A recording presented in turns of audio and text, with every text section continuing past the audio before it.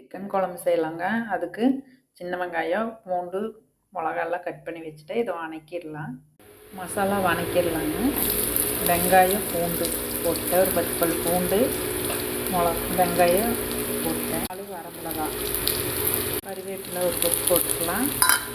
தக்காளி சின்னதாக ஒரு தக்காளி, நான் குழம்பு கம்மியாக தான் வைக்க போகிறேங்க, அதனால் சின்ன தக்காளியும் ஒன்று போட்டுக்கலாம்.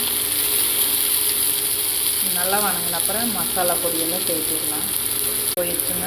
கொத்தமல்லி பொடி 2 ஸ்பூன், மசாலா பொடி பட்டை, கிராம்பு, சோம்பெல்லாம் சேர்த்து அரைச்சி வச்சுருக்கிறேன், அதை ஒரு ஸ்பூன் சேர்த்து கலக்கிடலாம். நல்லா இல்லை பச்சை வாசம் போனது நம்ம இறக்கிடலாம்.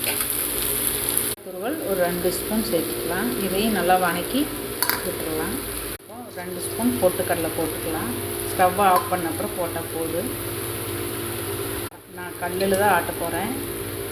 ஆட்டி எடுத்துகிட்டு வந்துடுறேன். நைஸாக ஆட்டிட்டேங்க. இதை தோண்டி எடுத்துடலாம்.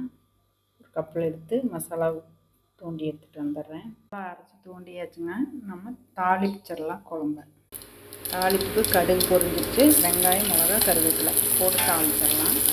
சிக்கன் சேர்த்திடலாங்க. சேர்த்து நல்லா வதக்கி விட்டுருவோம். மசாலா ஊற்றிடலாம். போட்டுடலாம். நான் மஞ்சள் பொடி ஆட்டும் போதே போட்டேங்க. இதை மூடி போட்டு மூடி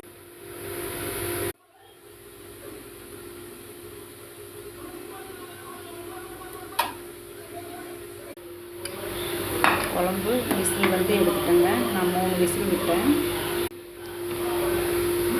இதுக்கு ஒரு தாளிப்பு கொடுத்துடலாம். வெங்காயம், மிளகா தாளித்து வச்சுருக்கிறேன். இதில் கொட்டிடலாம்.